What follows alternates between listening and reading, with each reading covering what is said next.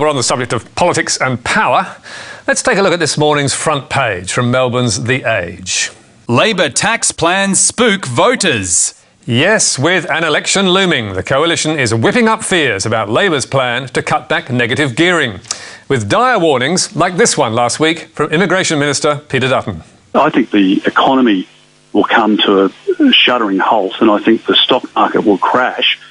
And I think once people realise how dangerous Labor's economic proposal is, I think they'll be happy to see an election and deal with it. Dutton, of course, is a politician, and you can take what he says with a pinch of salt. But the media's also been joining the scare campaign, with The Australian giving Labor's policy a huge whack on its front page 2 weeks ago.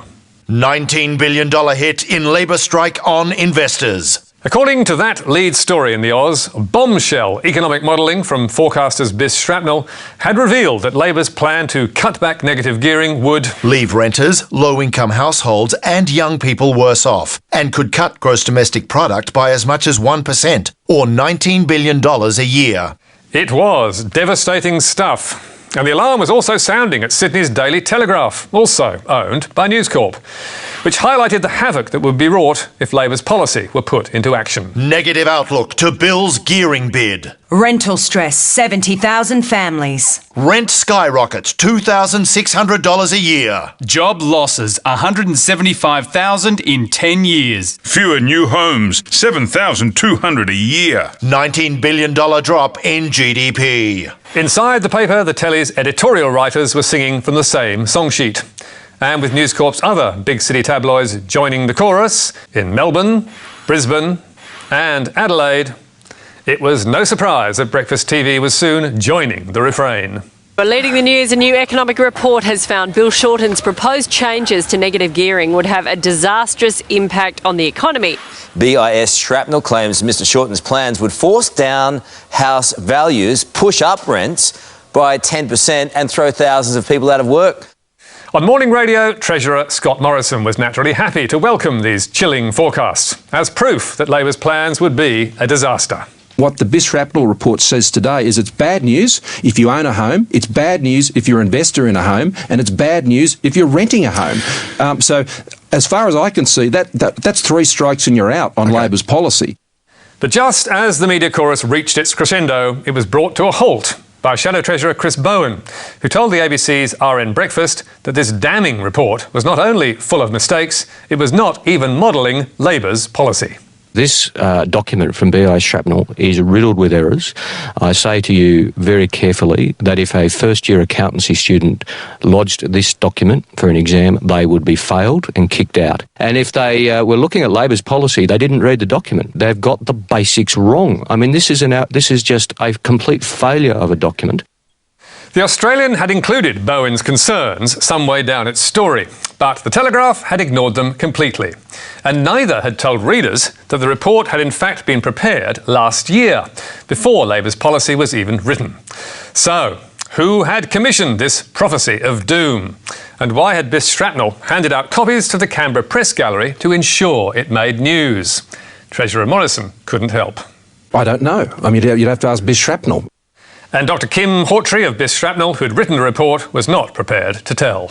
I'm not at liberty to say that. So why did it matter? Well, for starters, if it was modelling Labor policy, as the media suggested, one of the report's key assumptions was wrong. This was that property would become a much less attractive investment because Labor would retain negative gearing on everything else. But other experts were also soon ripping into it. Grattan Institute Chief Executive John Daly said the report and its underlying assumptions did not pass the giggle test and were manifestly ridiculous. And the Grattan Institute was soon joined by others. Consulting economist Saul Eslake, a former chief economist for ANZ Bank and Merrill Lynch, told the New Daily that Labor's policy on negative gearing was unlikely to result in a fall in house prices.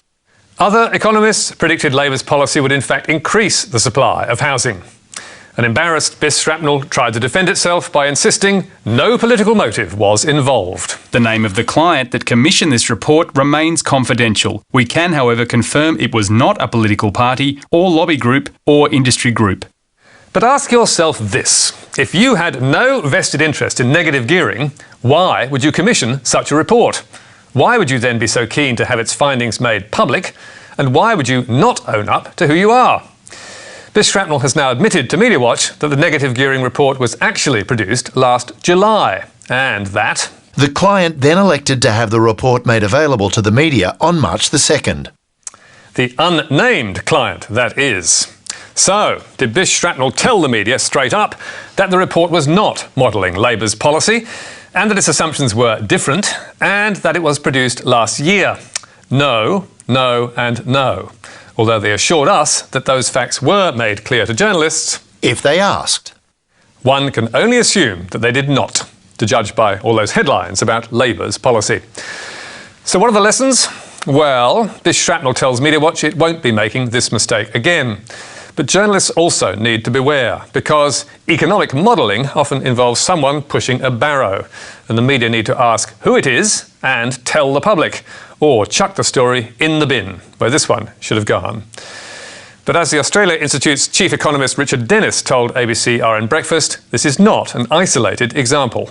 We've seen economic modelling on the harm of recycling. We've seen economic modelling on the benefits of duck shooting.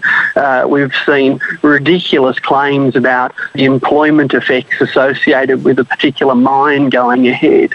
Virtually every element of public policy is now influenced in some way by this modelling.